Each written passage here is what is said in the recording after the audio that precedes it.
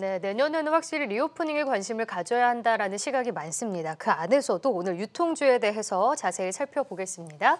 IBK 투자증권 안지영 연구원 전화 연결합니다. 안녕하세요. 안녕하세요. 네, 안녕하십니까. 네, 위드 코로나로 유통주들이 기지개를 켜나 했는데 조금은 주춤한 것 같아요. 요즘 흐름 어떻습니까? 네, 유통주 중에서도 백화점의 고성장이 지금 업계에서는 좀 긍정적인 화두가 되고 있는데요.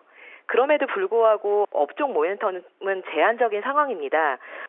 가장 큰 이유가 롯데쇼핑이라는 종목은 백화점 하나의 산업만 가지고 있는 게 아니라 대형마트 부분, 그리고 온라인, 그리고 해외 사업까지 연결로 실적으로 반영이 되는데요.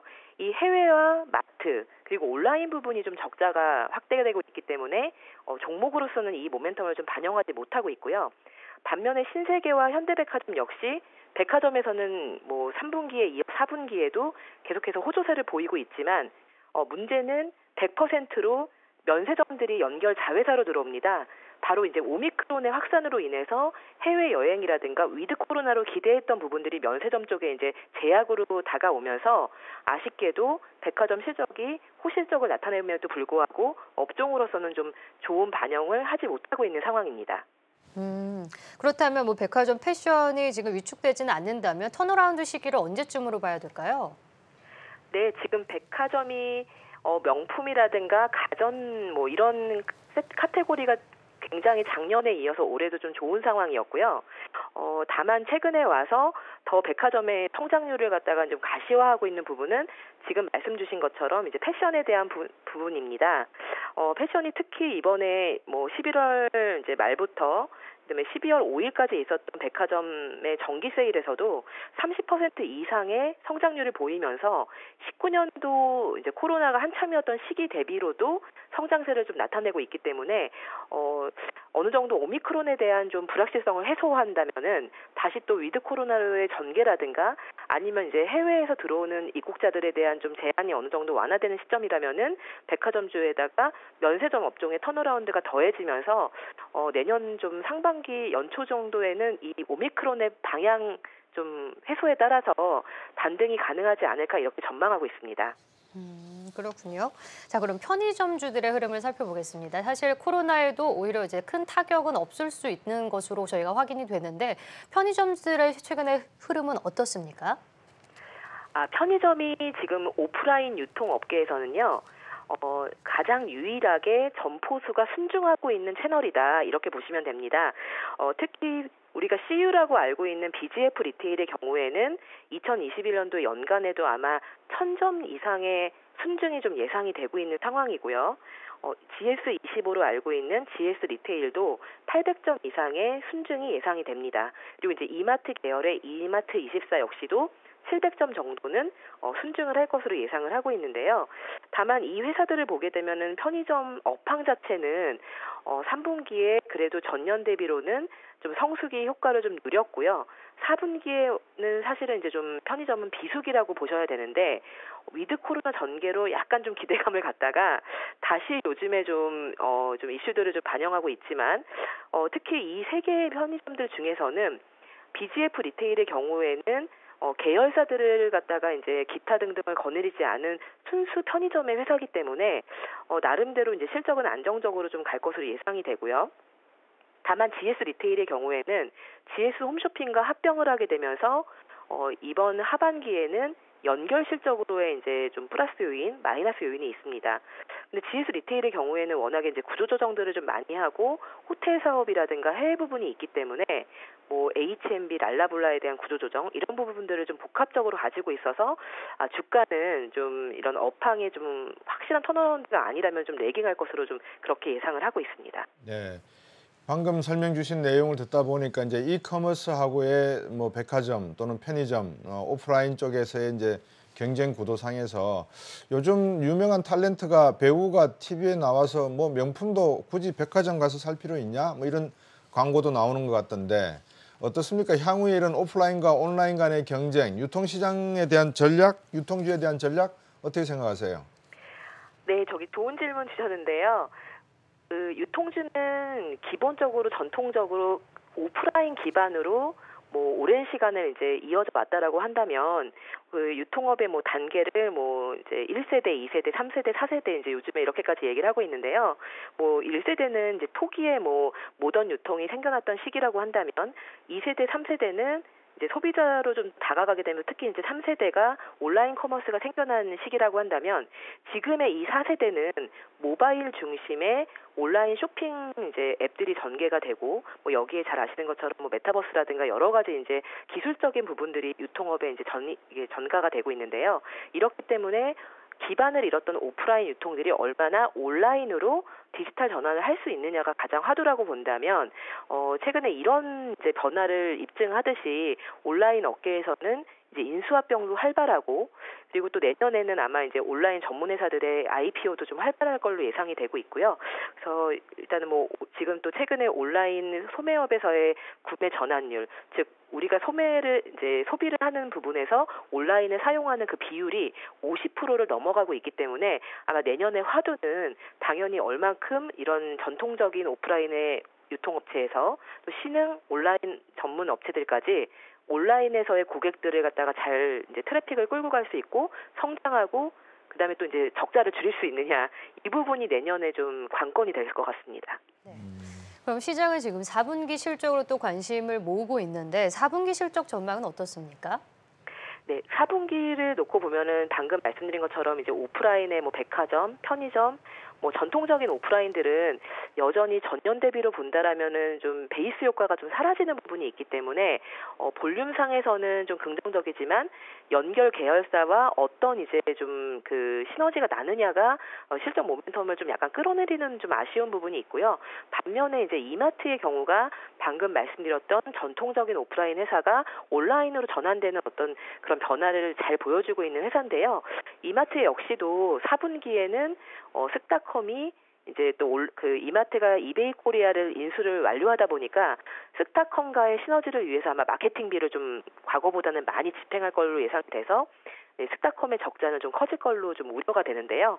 다만 이 부분을 방어할 수 있는 좀 호재는 스타벅스 코리아를 이제 이마트가 이제 미국으로부터 이제 인수를 하게 됨으로 인해서 연결 실적으로 4분기부터 들어오게 됩니다. 그러면 이 스타벅스의 또 3분기까지의 뭐 영업이익이 100% 이렇게 성장을 하고 있기 때문에 이 부분들이 온라인 쪽에서의 마케팅비로 나가는 부분을 어느 정도 방어해준다면 이마트가 실적의 안정성도 유지하면서 온라인으로의 미래지향적인 어떤 방안을 또 제시해 줄 것으로 이렇게 좀 전망하고 있습니다. 네, 그럼 토픽도 이마트로 보고 계시는 건가요? 네, 맞습니다. 네. 그리고 지금 쓱닷컴이 역시 이제 이마트라고 볼 수가 있겠죠. 유료 멤버십 논의를 본격화하고 있는데 최근에 이베이 코리아를 인수하지 않았습니까? 이것과의 시너지도 기대되는데 어떻습니까? 네, 맞습니다. 그 이마트의 스타컴은 이제 원래 유료 서비스를 이제 진행하지는 않았던 이제 사업이라고 보시면 되고요. 이번에 인수를 하게 된 이베이 코리아가 기존의 스마일 클럽이라고 그래서 유료 가입자 한 200만 후반 정도, 올해 연간으로 한 300만 정도를 보고 있는데요. 이 300만을 기준으로 이제 이베이 코리아가 유료 서비스를 이어왔던 부분을 뭔가 스타컴 쪽에도 좀 접목시키려고 하는 이런 논의가 좀 일어나고 있습니다. 이게 이제 합병 이후에 처음으로 보이는 이제 외형적으로 보여지는 아마 시너지 연계가 아닌가 이렇게 예상을 하고 있고요. 근데 하지만 아직까지는 이마트가 물류 통합에 대한 더 큰 이제 PMI를 준비를 하고 있기 때문에 이 부분에서 진짜 본격적인 어떤 그 이베이 코리아와의 합병 시너지를 기대할 수 있겠고 회사는 아직까지 이 부분을 좀 이제 좀 어떻게 이제 구현할 것인가를 갖다가 논의 중에 있기 때문에 이 부분이 내년 연초에 이제 좀 시장에 가시화되는 시점에서 좀 기대를 모을 수 있지 않을까. 그리고 말씀 주신 것처럼 기존에 유료 서비스를 안 했던 회사가 유료화에 대해서 어떤 이제 베네핏을 고객들에게 줄 수 있는지가 좀 구체화된다면은 분명히 이제 시행하기 이전보다는 좀 기대할 수 있는 부분이라고 예상합니다. 네. 그리고 1세대 이커머스라고 할 수 있는 인터파크, 다나와 이베이 코리아가 이제 매각이 되면서 지금 뭐 11번과 위메프, 티몬의 정체되는 모습이 조금 어떻게 전략을 짜야 되는지 그런 것도 관심이 모아지고 있거든요. 이 세 개 기업들은 조금 어떻습니까? 네, 말씀 주신 것처럼 뭐 최근에 여러 가지 이제 설문들을 조사해 보면은 뭐 올해 상반기 동안 한국 사람들이 많이 쓰는 앱을 봐도 뭐 1등은 쿠팡, 그리고 많이 결제한 앱도 보게 되면 네이버와 쿠팡 이런 식으로 이제 인터넷 기업 내지는 뭐 처음부터 온라인 태생으로 이제 만들어진 회사들이 주도하고 있는데요. 이런 1세대의 뭐 인터파크라든가 아니면은 뭐 티몬, 위메프 이런 회사들이 점점 마켓 시어를 잃어가고 성장률을 좀 잃고 있기 때문에 당연히 이제 좀 뭔가 다른 타사와의 시너지라든가 인수합병을 통한 변화가 좀 필요할 수밖에 없는 시점이라고 보는데요. 거기에 대한 이제 구체적인 예를 하나 드리면 지금 이제 세대별로 뭐 20대, 30대, 그리고 40대, 50대 세대별로 한국인들이 많이 쓰는 앱을 좀 분리를 해보면은요. 그래도 30대, 40대, 50대는 좀 유사하게 나옵니다. 그러나 20대를 보게 되면은 쿠팡이 1등인 거를 제외하고 나면은 비그제그, 메이블리, 무신사, 뭐 아이디어스 브랜드 좀 약간 다소 생소하실 수 있는데요. 이런 전문 버티컬 앱들이 2등에서 뭐 이제 탑 10 안에 들어가 있고 오히려 이제 지금 말씀 주신 티몬이라든가 위메프 같은 경우는 40, 50대에서 순위에 이제 들어가는 모습을 볼 수 있기 때문에 점차 이제 그 젊은 층들 MZ 20대의 어떤 그런 소비자들에게 선택을 받으려면은 각자 이제 뭐 콜라보를 통해서 이제 라이브 커머스를 강화한다라든가 아니면은 이제 고객의 피드백을 갖다가 이제 좀 중점적으로 조사하는 그런 기능들을 탑재한다라든가 이렇게 변화를 좀 꾀하고 있는 것으로 확인되고 있습니다. 방금처럼 변화를 꾀한다 그러면 결국은 자본이 필요할 것이고 그러면 주식시장의 상장이 불가피할 것 같은데 내년도 어떻습니까? 이런 기업들의 전략. 네, 일단 상장을 밝힌 기업은 언론을 통해서 다들 공유하고 계시죠. 뭐 스타컴, 그다음에 뭐 마켓컬리, 무신사, 오아시스 마켓 이런 회사들인데요.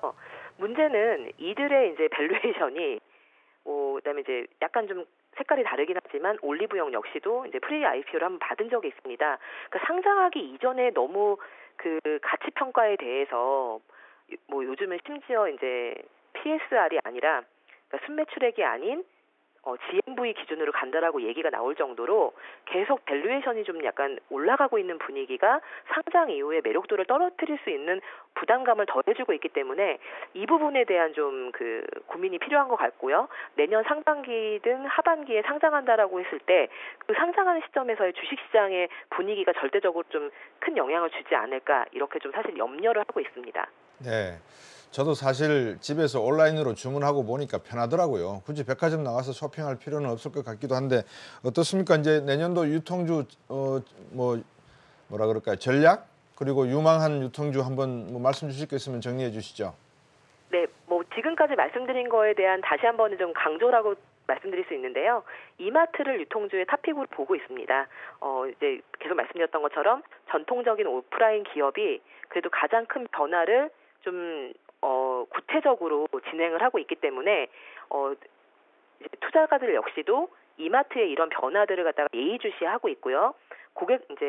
일반 고객 또는 주식 투자가들이 이 부분을 갖다가 이제 논리적으로 납득하고 전망에 동의할 수 있는 구체적인 좀 그 합병 시너지를 제시한다라면은 이마트에 대한 모멘텀은 좀 더 강화될 것으로 전망하고 있습니다.